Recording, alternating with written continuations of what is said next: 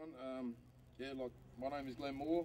I've been the co-deputy chairperson along with Marianne McKay of the Deaths in Custody Watch Committee for over a year now.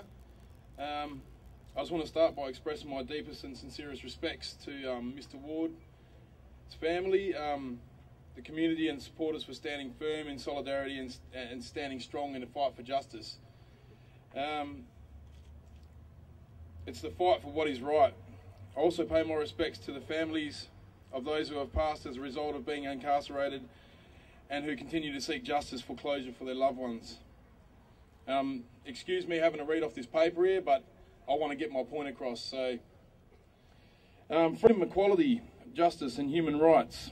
These are things which many citizens of this country, Australia, take for granted in their daily lives. Knowing that we uphold respect and deliver humanitarianism is the very reason that every day people risk their lives to seek asylum here and travel here with the hopes of gaining citizenship, purely to live a better quality of life. There are many Australians, particularly non-Aboriginal Australians, who don't realise or simply choose to ignore the disadvantages suffered by Aboriginal people every day. While they are living their trouble-free lives, our freedoms and rights are constantly used as a doormat for the majority of the Australian populace. We are the minority in this country and we are the first people of this country. You need only look at the stats to see how a minority of people, a mere 600,000 out of 20 million plus, constitute as the biggest asset to the Australian justice system. This cannot be by choice, of course, but by careful strategic planning since government was first established in this country, that has managed to ensure that Australia's black minority has always been our downtrodden and incarcerated majority. How is this so? One word: racism. Australia, just to shed a little bit of light here, Australia would not have been colonised by Europeans if not for the careful transportation of prisoners in the first place. So why in 2010, more than 220 years on, do we have a government that cannot provide adequate transportation of prisoners? Because the government of this country will prefer to let pirate companies that allows for the instance of death, such as G4S, to occur in each and every year. They got it in their contract. They account for death. They make sure that their ass is covered before they even put someone in the van.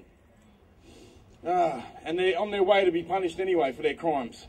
The sad truth is Australia prides itself on high quality goods and services, and yet in the case of Mr. Ward, the quality of service and equipment lacked in every aspect, including the lack of quality decision-making powers involved, from the JP who initially had Mr. Ward remanded in custody to the disgustingly poor quality of duty of care taken by the G4S staff during his transportation and their inadequately equipped transport vehicle.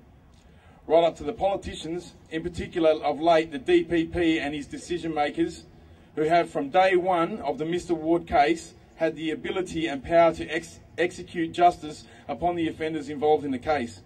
The G4S staff and the G4S company need to be held accountable. Mr. Ward's death was not an accident. This was an act of murder. People must be held responsible. On behalf of First Nations and Deaths in Custody Watch Committee, we support the demands put forward. Thank you.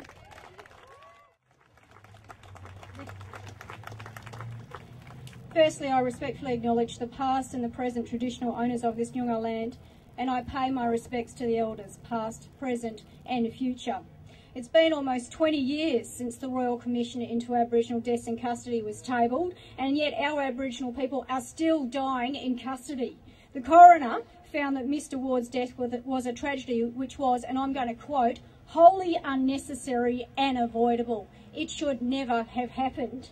If we had implemented the critical reforms which were recommended in the Royal Commission almost 2 decades ago, then it is highly unlikely that the devastating circumstances which led to Mr. Ward's death would ever have occurred.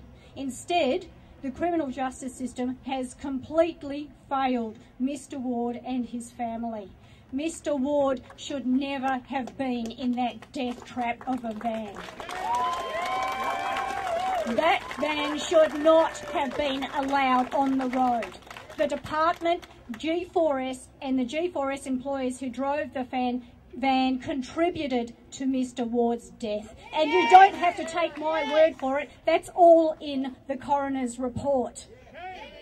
But we're here today because those who contributed to Mr Ward's death have not been brought to justice. And instead, this government has continued the contract with G4S, the company, again, that the coroner said contributed to Mr Ward's death. In fact, as mentioned by Glenn, the contract is so generous that it can't even be terminated unless there are more than 2 deaths in custody in 1 year. And I want to repeat that.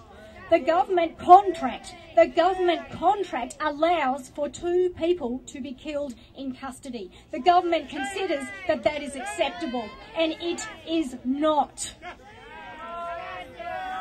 The Greens, on the other hand, recognise what a disgusting and what a horrifying situation this is, and my colleague, the Honourable Giz Watson, who holds the portfolio of justice, has been relentless in trying to get to both the previous and the current state governments to act on this. The Greens have apologised to Mr Ward's family in Parliament. We've put forward 2 motions already on the matter. We've made multiple statements in Parliament. We've tabled in the Deaths in Custody Watchers Committee's petition, and we follow that up with a written submission, which, as mentioned, is now the subject of investigation. And we are speaking at the media. We are trying to keep this in the public eye at every single opportunity. We've been asking questions. In particular, we want to get to the bottom of what actually is in that contract. We want to know the details. We're going to maintain our strong opposition to mandatory sentencing, and I note that the Greens are the only party in Parliament which are doing so. And I'm also seeing a lot of signs around talking about the privatisation of prisons. Again, the Greens, the only party in Parliament which is completely opposed to the privatisation of our prisons and our custodial services. We are going to fight to make sure that the coroner's recommendations are implemented, as well as the long overdue recommendations from the Deaths in Custody Royal Commission. 2 decades is too long.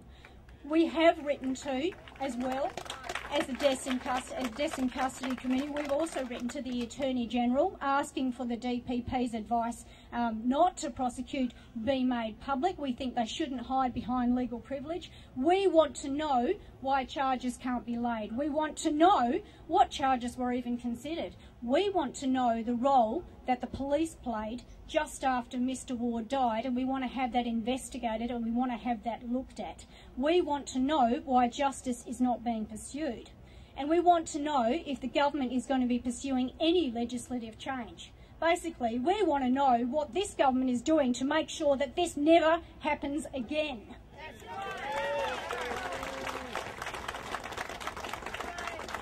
10 days ago, I introduced a private member's bill into Parliament which does introduce the criminal offence of industrial manslaughter, and this is the first time that we've ever had that in WA.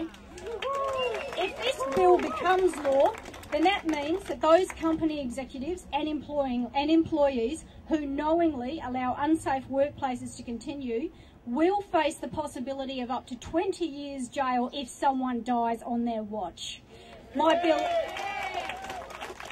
My bill also amends the Occupational Health and Safety Act with much stronger penalties, because believe me, they're nowhere near what we need at the moment, and also with the capacity for the families of those who have been killed to bring prosecutions. Wouldn't that have made a difference in this instance? We may have actually seen some semblance of justice be able to be brought to bear.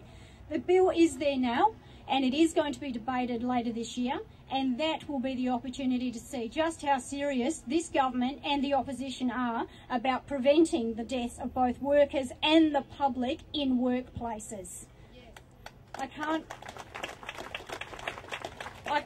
bring Mr Ward back, and I grieve for his family, but we can make his death the trigger for long overdue change.